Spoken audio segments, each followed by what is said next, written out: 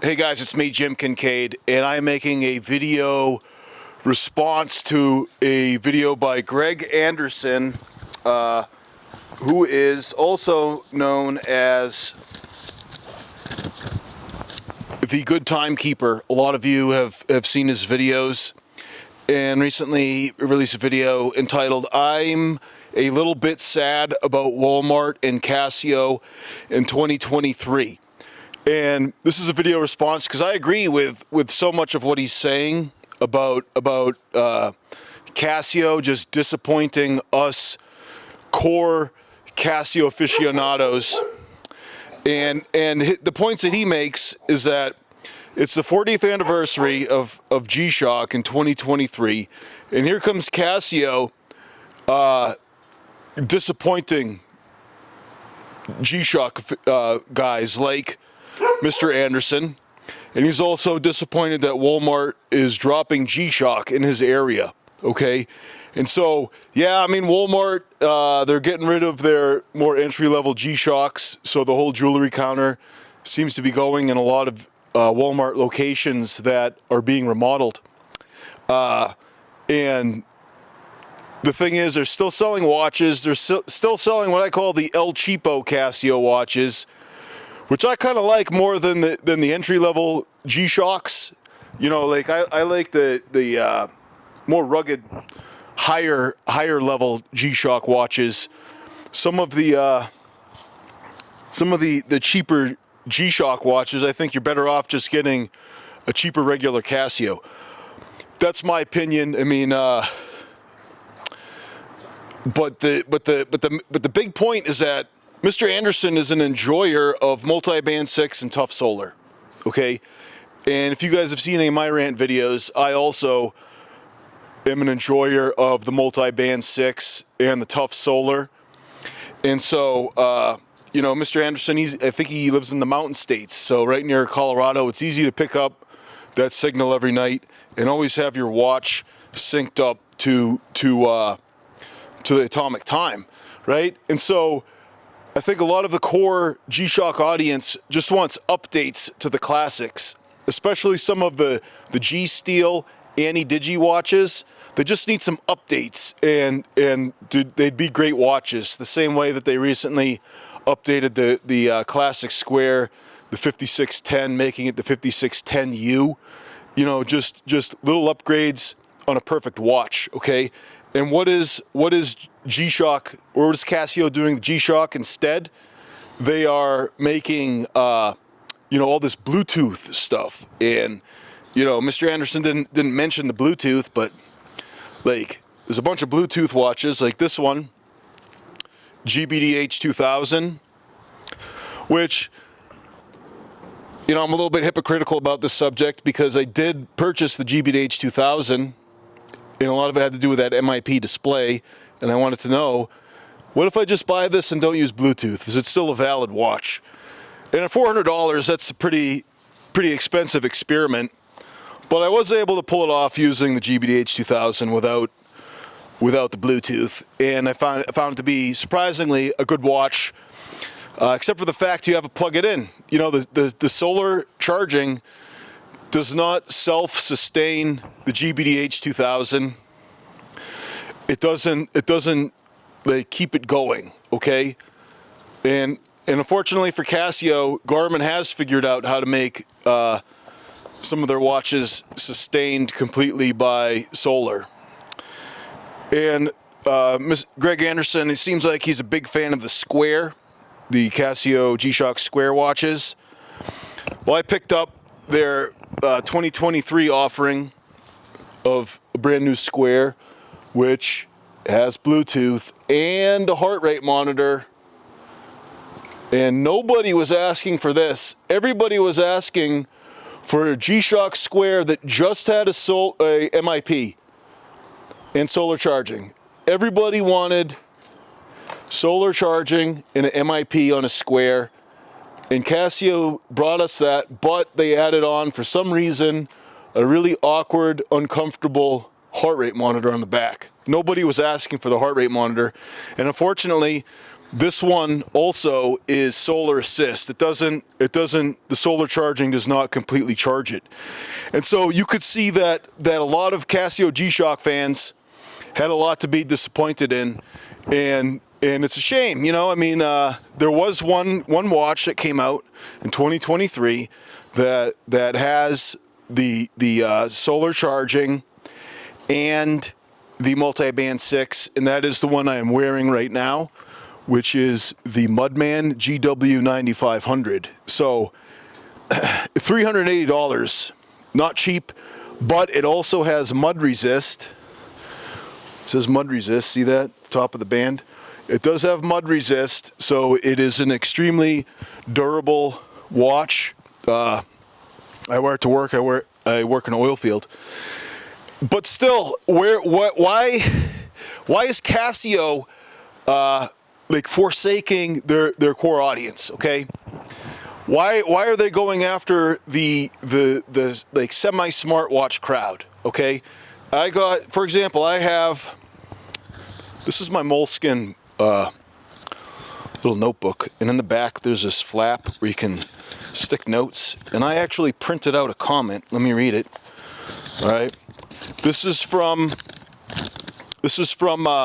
Jesse DC. He wrote a comment today on my I made another review, a re-review of the GBDH 2000, because at first I tried this without Bluetooth, without the app, and then I tried it with the app, just to confirm that the app is stupid and that it really added no value. The whole app experience, the Bluetooth, did not really fix any of the problems that I had originally with the watch. But anyways, Jesse DC said, awesome insights again.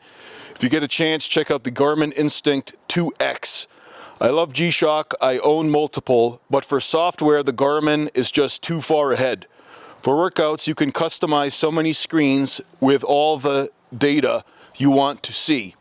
Also, the screen is great. I like it a bit more over the H2000 because it has less blue tint. It's more black and the digits are even bigger. It's also as light as the H2000 and very comfortable. Also, the solar charging is nice. I don't use the heart rate or GPS ever, so I never have to charge the watch. One thing though is that I don't feel that the Instinct 2X is as rugged. It feels very solid, but just not as solid as certain G-Shocks. Other than that, it's fantastic, even with keeping all the Bluetooth BS off. I don't like this either. All right, so this is the problem that G-Shock has, is that once they step into the arena of smartwatches or semi-smartwatches, they're getting absolutely slaughtered, okay?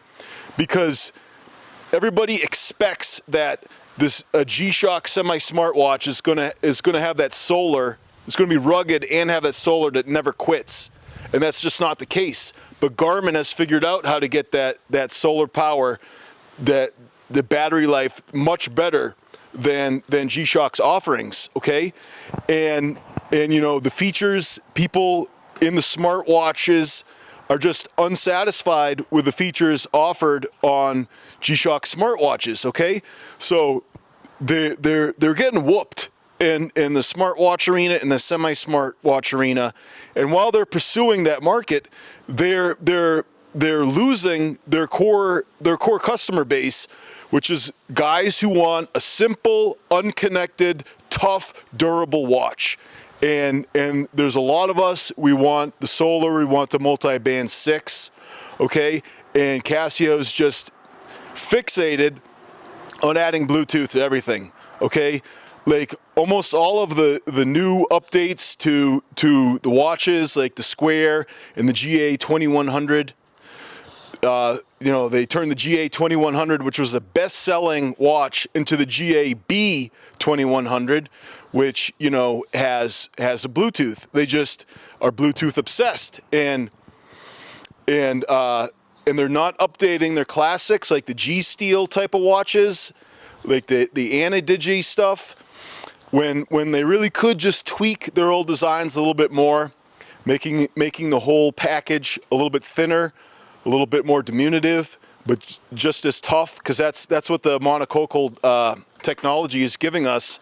Is I believe it's here on the Mudman. They've added a lot of durability into a smaller package. See, this has the mono. I forget what it's called.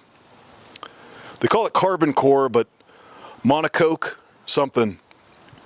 This is a really durable watch, but it's a lot thinner than the Mudmaster GW 2000. So anyways, that's been a theme on a lot of the vids lately on my channel when it comes to these G-Shock watches. And you know, obviously like I compromised a little bit in buying a couple of these semi-smart watches. I honestly thought that this would be an absolute total dud. I'm talking about the DWH 5600. I thought that this would be a total dud.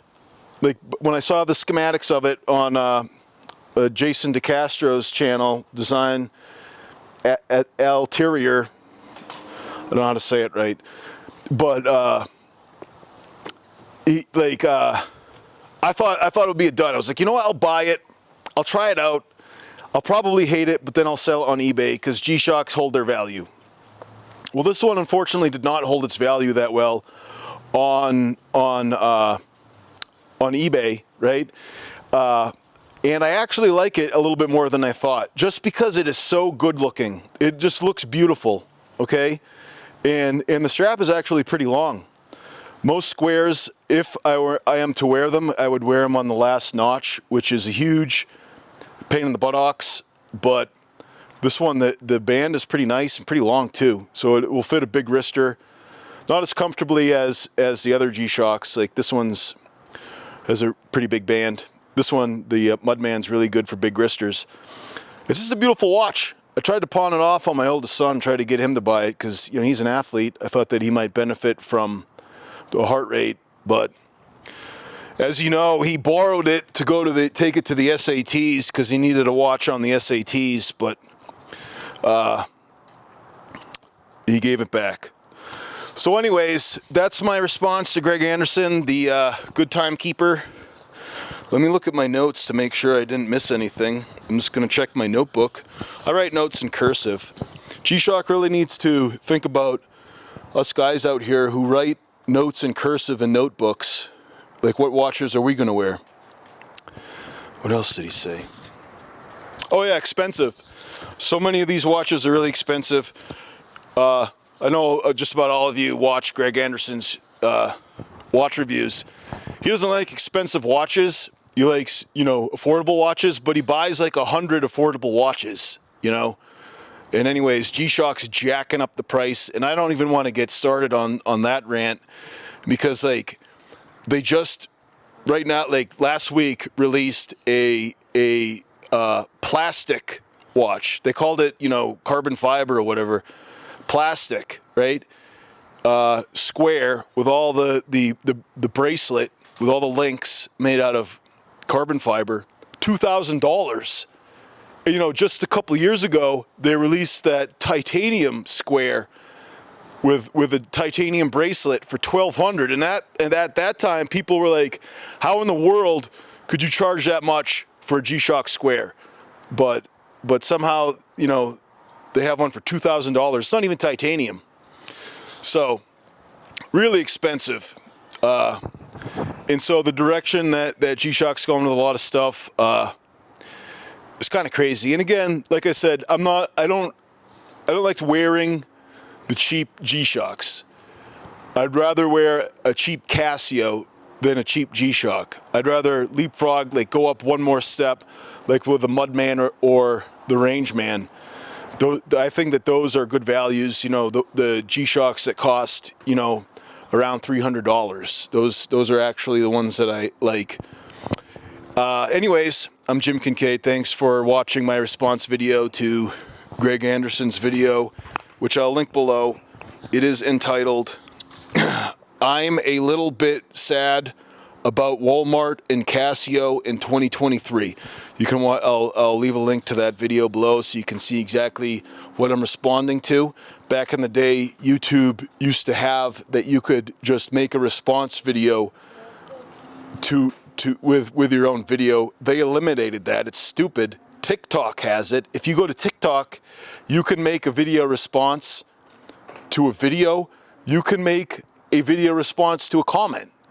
And I don't understand why YouTube doesn't do that anymore. My first video on YouTube, which was I think in 2010, may have been 2011, I can't remember now, but it was a video response to another video about VCRs and the jog wheels on VCRs.